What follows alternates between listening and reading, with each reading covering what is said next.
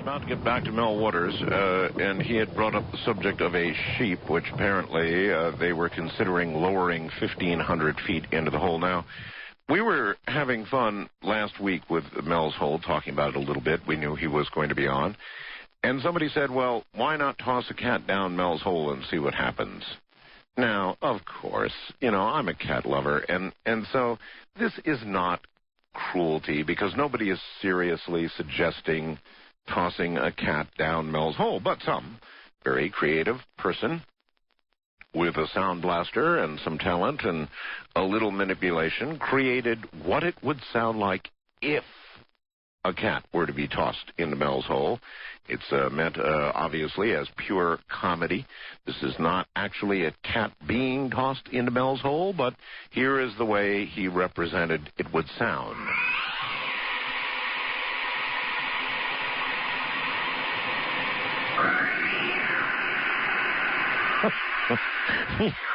It's the second one that gets me, not the first one. The first one is pretty good, as you hear the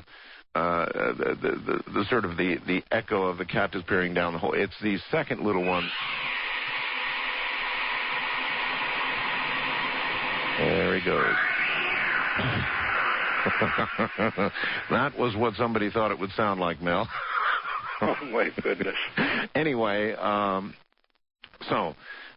you decided that you would lower a sheep 1,500 feet down as low as the ice had gone into the hole. Well, we had decided that we were going to take the sheep and put them in a crate and lower them into the hole. We led the sheep to the hole, and it just started freaking out. I mean, we didn't make... Like every other animal. Yeah, but I mean, it was like totally not happy. It was not happy, and I I have a lot of respect for animals, and it's amazing what animals really know and what they sense. Well, you're right about that. And so if it was terrified... It was terrified, so the bass got the sheep away from the hole, and again, a lot of what I'm going to say now I am thoroughly ashamed of, That's all right. Just give us the raw truth. He basically stunned the sheep by knocking it between the eyes. Got into the crate, got the cable and line hooked up to it, so, it was all securely attached. And right. Just about when we got to the hole, the sheep just started making horrible noises. So he stunned it, but he didn't kill the sheep, okay? He just knocked it out. Yeah. So it was live when it went in the box, and then it stirred when it got to the hole. Yeah. Anyway, it was just making the worst god-awful noises. We were getting it about ready to let it go into the hole. Yeah. And even though it had been hit in the head? It stirred by the time we got it crated up into the crate. There was enough room for it to lie down, and I guess if it wanted to, it could stand up. I don't know.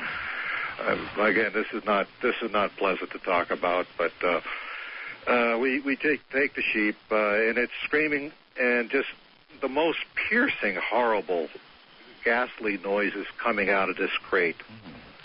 Until we get it right over where we're going to let it into the hole, and then everything just stops, dead silent. There's not a sound coming out of that box. There's movement coming out of the box. You can still tell. But no sound. There's no sound anymore. Well, there's something about this hole and sound, isn't there? I guess we will make that assumption. And so we started winching this sheep down into the hole, and you can feel from the line as we're lowering it, the thing is struggling fighting. I don't know if it's screaming down there, but we're not hearing this thing screaming. And I think we got about halfway down into the hole, and it was about to say 700 feet, and then the any movement that might have been coming from the crate, we couldn't feel it anymore. No, we couldn't feel anything. So I don't know, at 700 feet or so, about half the line, what happened over there. When we got to at this point here, the original experiment with the ice, we were kind of nonchalant about it. We just kind of lowered it down there. Well, with this one here, we were all gathered around the top of the hole there, looking in, seeing what's going on. Very apprehensive. This is a serious business here.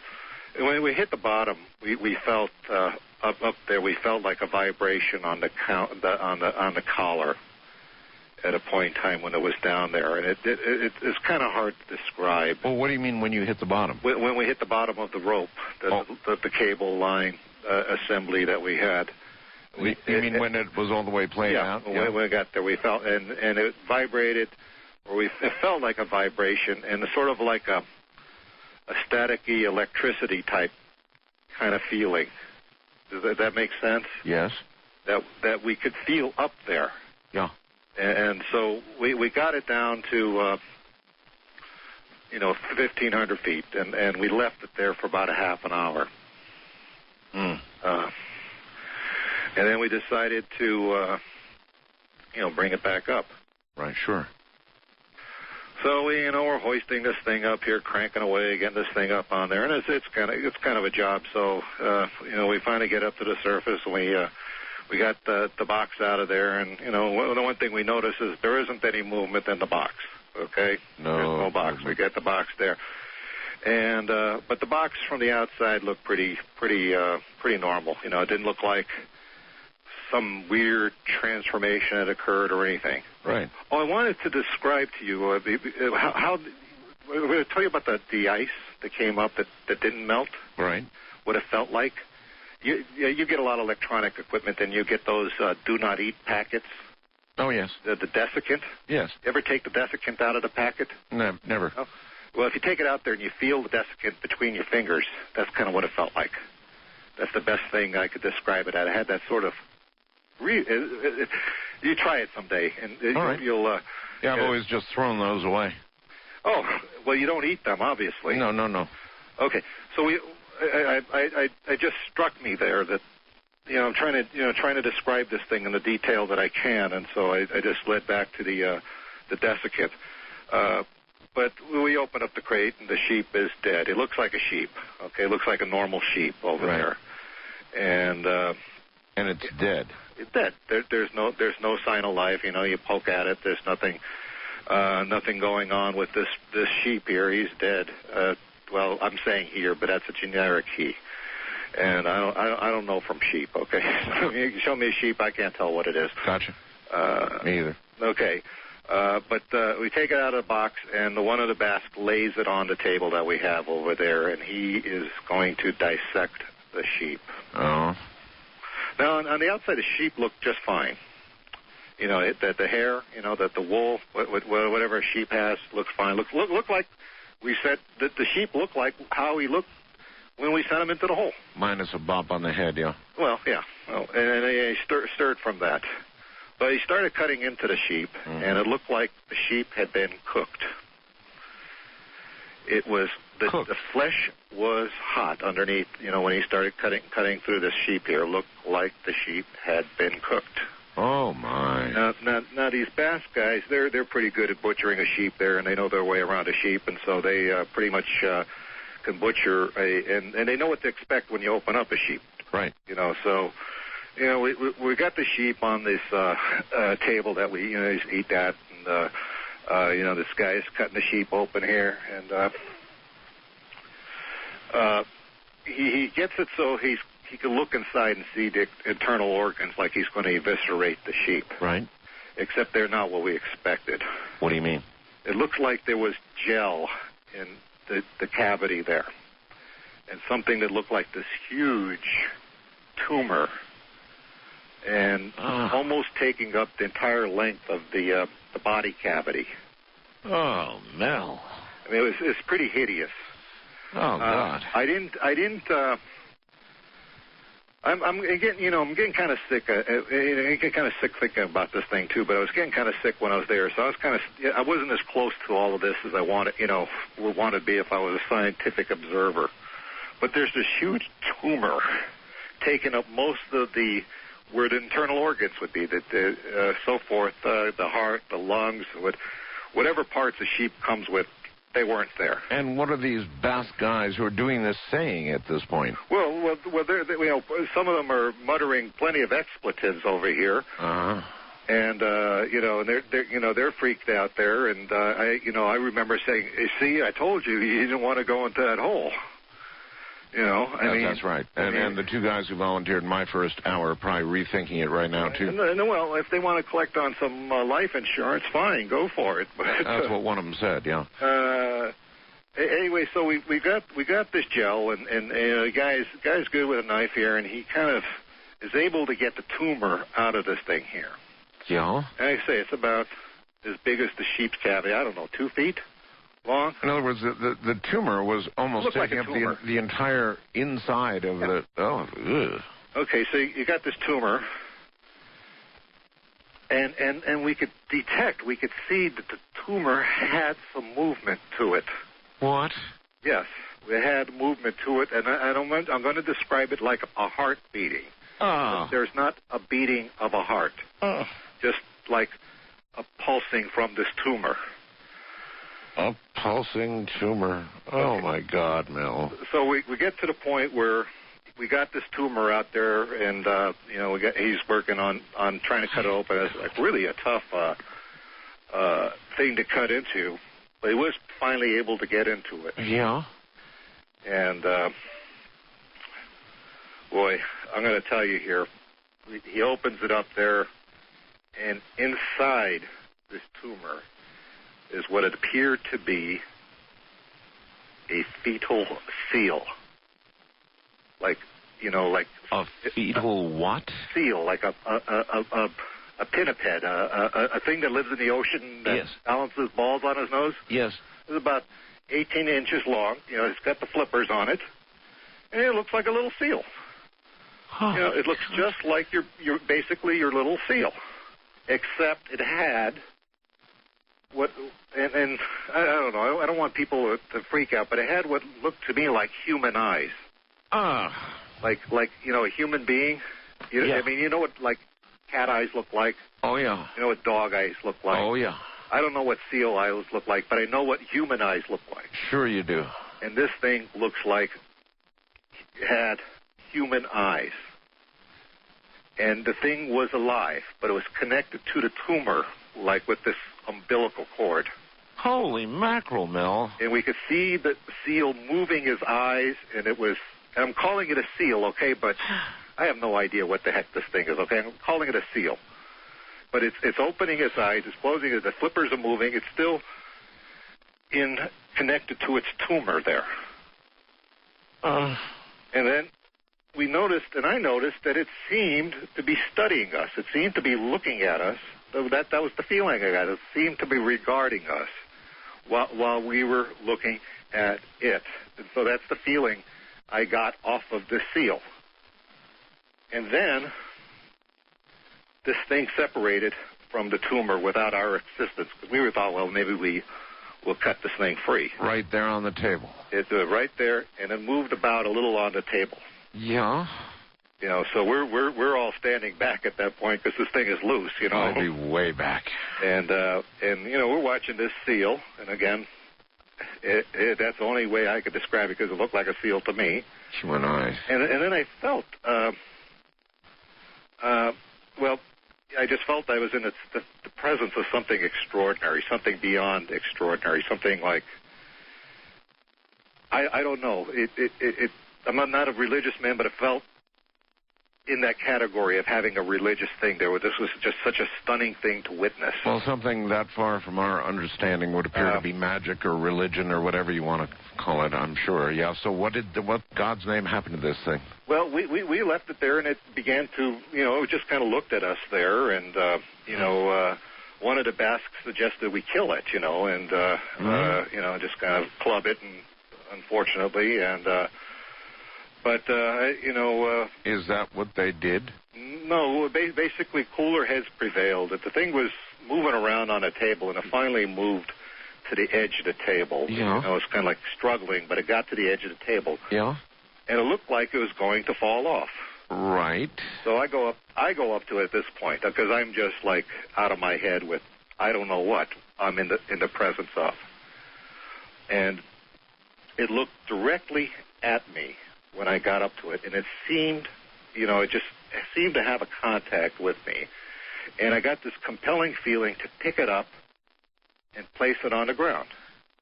And I did that. I took this thing and I put it on the ground by a table. Yeah.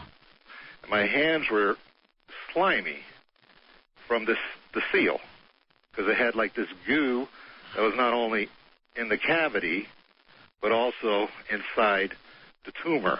And I'm just calling it a tumor because I have no vocabulary for this. Right. And I just moved my hands past my face before I decided to wipe them off on the rag at the table there. Right. And it smelled like ozone. Like ozone smells like? Ozone. Of course I do, yes. That's what it smelled like because I thought it would be some like sort of weird organic-y smell. Yeah. Some sort of like disgusting. I just thought it would smell disgusting. It smelled like ozone. Okay. So this thing is lying on the ground, and we're all looking at this thing here, and it's like looking at each of us in turn. In other words, intelligently. Yes. Yes. We must have been there just absolutely transfixed by this, I'll call it a creature now, for like 2 hours.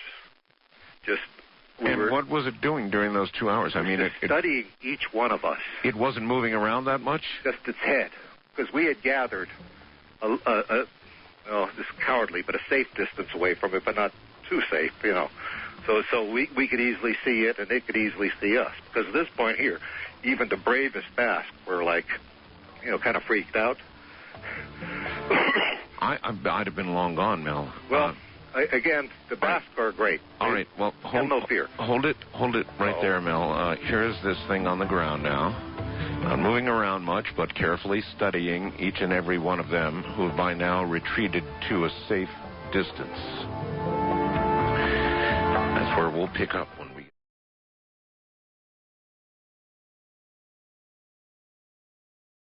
Once again, Mel Waters. So here's this thing staring at each and every one of you, examining you, obviously intelligent in some way, and it looks like a seal, not like a sheep at all. Nothing like a sheep. Yeah. That came out of this godforsaken tumor that was in this thing. What happened?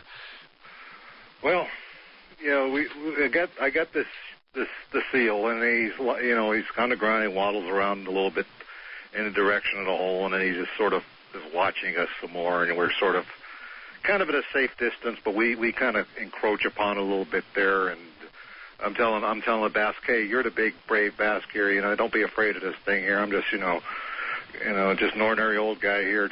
We went up to it there, and it just looked at us here, and the look that it was giving us was the only way I can describe it. It was like the most compassionate look that I'd ever seen from any face. Mm-hmm. It just the way the eyes were looking and feeling this, and so some amount of time elapsed, and the little seal there starts to waddle again towards the hole, and I get this feeling that it wants to go up on the ledge, on the collar. Right. So I pick it up in my hands and I set it right there on there. And it moves around a little bit, and then at this point we're pretty comfortable with this thing. I am. And my comrades there are pretty comfortable with it. I mean, we're not like freaked out anymore like we were. And maybe it's just, we're over the shock, or maybe we are in shock. But that look that was giving us, it didn't seem like an evil thing or a horrible thing. It seemed like... I'm sure you were in some state of shock. Yeah. So it's up there, and then it moves around. I don't know how. Maybe an hour he's on. It is on the ledge. The collar. It looks at us. It actually nodded at us. It made like a slow nod.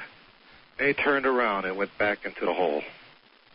At this point, we were close to it, so we watched him go all the way down as far as we could see, and we didn't have high-powered lights or anything, so no sound, nothing like that. It into the hole, and that was it. Into the hole, and so we were all just moved, just drained. I'm drained telling you this, Art, because it is such an enormous thing to go through. You realize it sounds like an unbelievable tale from Alien or something. I mean, it sounds... Well, I don't know what it sounds like.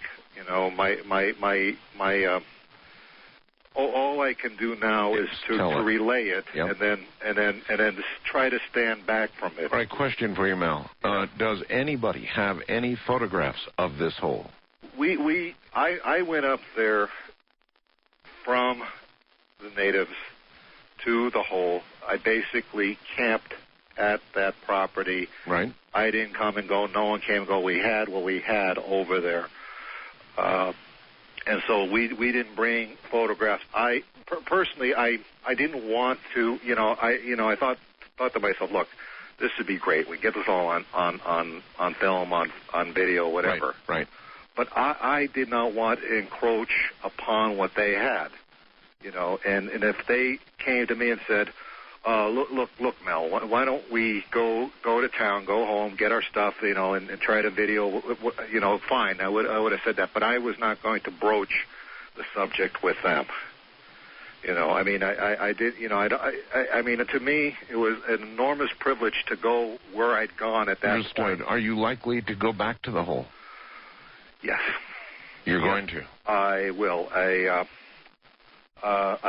will let you know that we at first we decided, we thought we would bury the sheep's carcass and the tumor. Yeah. We still had that, and we decided it was just best to take the whole thing and put everything back into the hole where it all came from. Yeah. So I just, we just let it be. We had a tarp on we just dumped the whole, everything back into the hole where it came from. I didn't know what else to do. We thought about burying it, and it just didn't, I don't know, it just didn't seem right that I thought it would, and so that's what we did.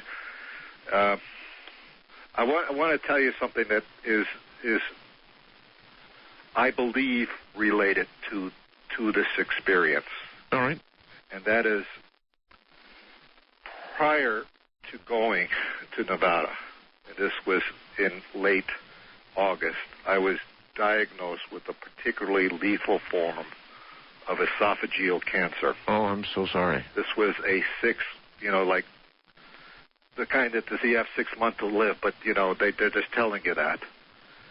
That there's, like nothing they can do about it, but it was very fast growing.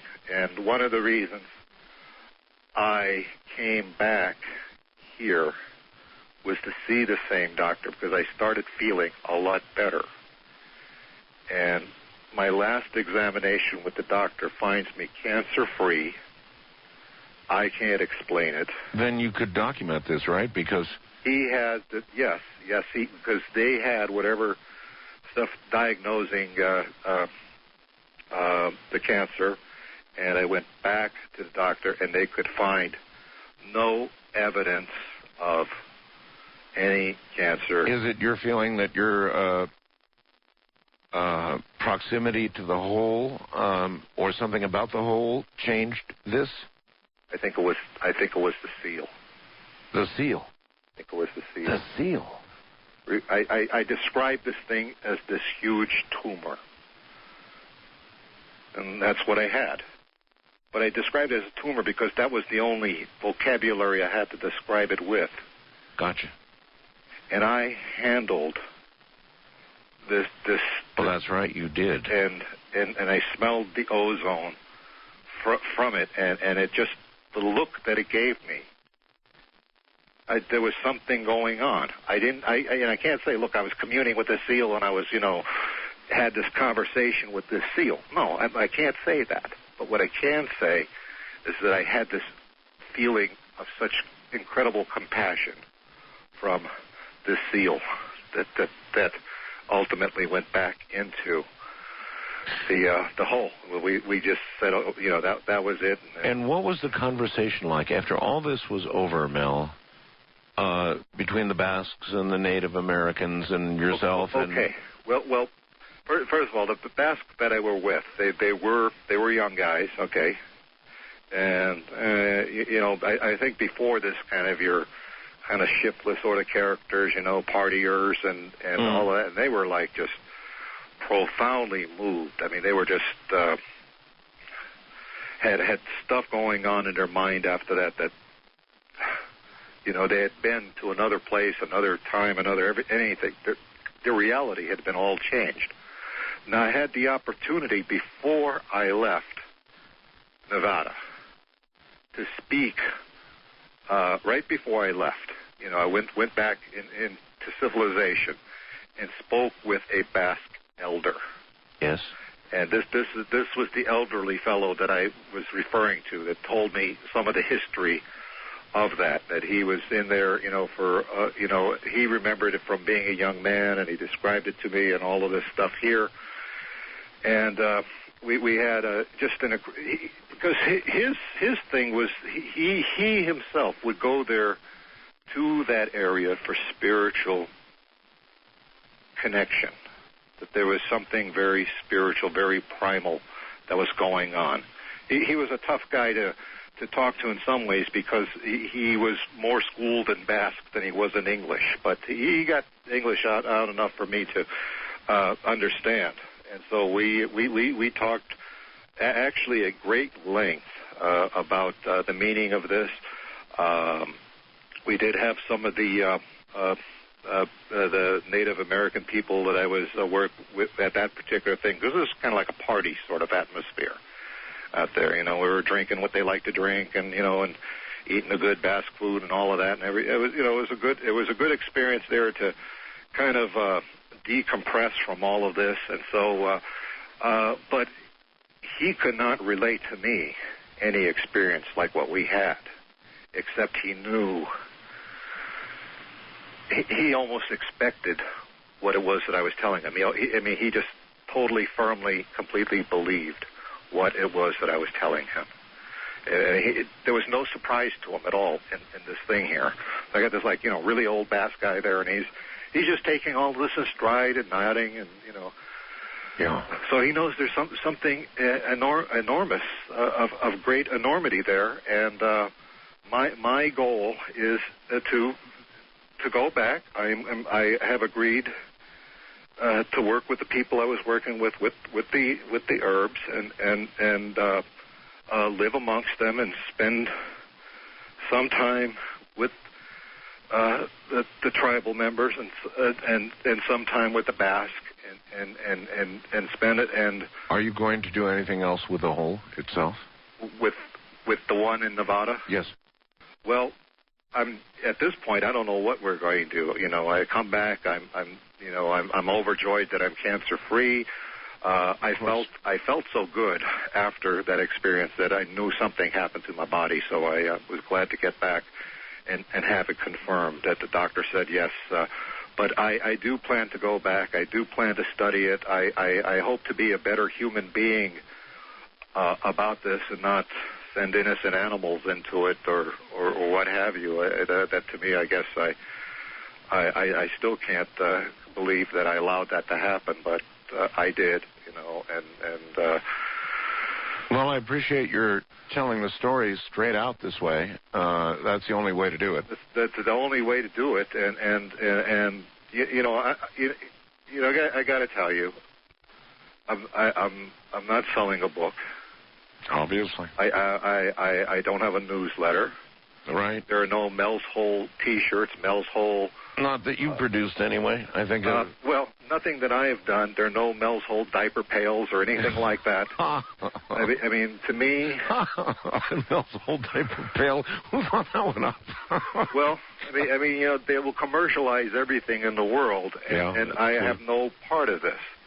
This has been just an extraordinary ride for me, okay? It's been like nothing I could have ever imagined in anyone's life. To go where I've been, to be where I was, to go up, to go down, to be in the presence of such an amazing thing. And my only goal is to leave a permanent record of what happened. Well, how closely are you willing to identify the location of this new hole? Well, just northern Nevada, is that? I'm going to put it there. I don't want the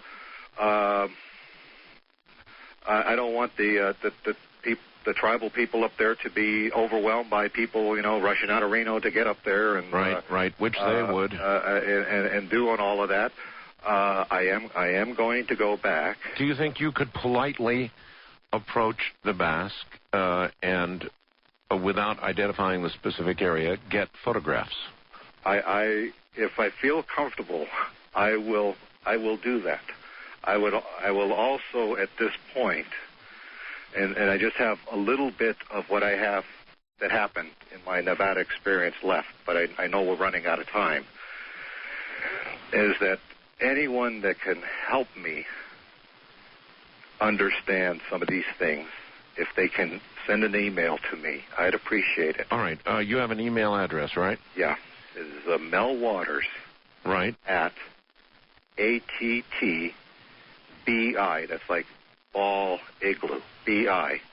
ATTBI.com. That's Mel Waters at ATT. That's Tom. Right. B as in boy, I as in India.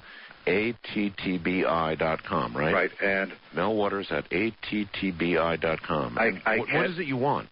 I cannot promise, you know, like a whole, you know, like to maintain a dialogue with people, but... Well, what do you want, there are other people out there that have had any type of understanding of this that can make some sense to me, that knows what's going on. I'm going to listen with fascination to your program on the Hollow Earth business. Yes. Because that's something I don't know about, but I sure like to know. Well, there may be a relationship, obviously. And so that I'm going to look at. But I mean, what do you want in email? Do you want some support? Do you want? Yes. You're going to get media contacts. What I really want is just the people that have good, serious opinions about this. That understand some of this. That I described a lot of things that occurred. I don't understand any of them. I only described them. You know, I mean, going back to what I started with, talking about Ellensburg and bringing it up to today. Yeah, I get it. I'll put it out. You want somebody who might understand all of this, and that you know, may have been studying these types of matters, that have had theories, whatever. That's good. But I'm going to be away from civilization for a good part of time, so it's going to be difficult, because I'm going to be going back probably mid-February, mid-March, somewhere in that timeline, and then I'm going to go up there for a period of time. I'll probably give you another contact when I get back to some sort of civilization, probably from Nevada, but I probably will get in touch with you again. Okay. By all means, Mel, please try and see if they will allow you, I mean, without identifying the area, just to get some kind you just want like a photo? Some kind of photographic evidence, okay. Yeah. Now I'm going to be afraid that people are going to be scouring that terror server now that I get that out there. Well, they probably will. I want to bring the final thing, because we were talking about the Basque elder that I was talking to. And it was a very profound experience for me to talk with him. And though he was not that much older than me, I felt that he was a great deal older than me. Wiser. Beyond that. So I know I can respect that. But we were sitting, there and talking well into the night, drinking a good Basque drink that they like to drink and all that good stuff. Yes. And he got tired and he was going to retire for the night. And he took my hand, to clasp it. And in my hand, he put something in my hand when he was leaving. Yes. And he closed my hand. Yes. And he just told me, put that away. So he said, put that away. So I put it in my pocket and sat around talking with his family. And someone said, aren't you going to look at what, the great-grandfather gave you? Uh-huh. And I said, oh, okay. And so I take it out of my pocket, and it's a 1943 Roosevelt dime. They told me he had found a similar packet of Roosevelt dimes. Oh, my God. Up there in Nevada, Chinese red envelope. And they said, and I said to him, you know how valuable this thing is? I said, you know what this would sell at a coin auction? They said, no, you have to have it. You need to have this. Do you have it now? I have it. It's in my hand as we speak. How about a photograph of that, Mel? If I can scan a 1943 dime, yeah, you will have it. Or you get somebody who's got a really good quality digital camera, go to the macro setting and take a very close photograph of it. Close up. But can you do that? I will do everything I can to do that. You know my email address, right? Yes, we can do that, and but that's what he left me with. And he said to me that it was very, very, very important, or they told me, because they finished the rest of it, told me this is something I had to have. Now, I hadn't told them anything. In fact, outside the fellow in Ellensburg, no one else knew about the dimes and the red envelope. But he found one out there, and he had it for years. I think he had it since the 40s, to be honest with you, late 1943. Mel, all I can tell you is we are out of time. This was one hell of a story. I'm drenched. I can tell. I can hear it in your voice. Mel, thank you for being here tonight. Thanks for catching us up on what was and what is. Oh, my gosh. Okay. Take care, my friend, and I really mean take care. I will. Thank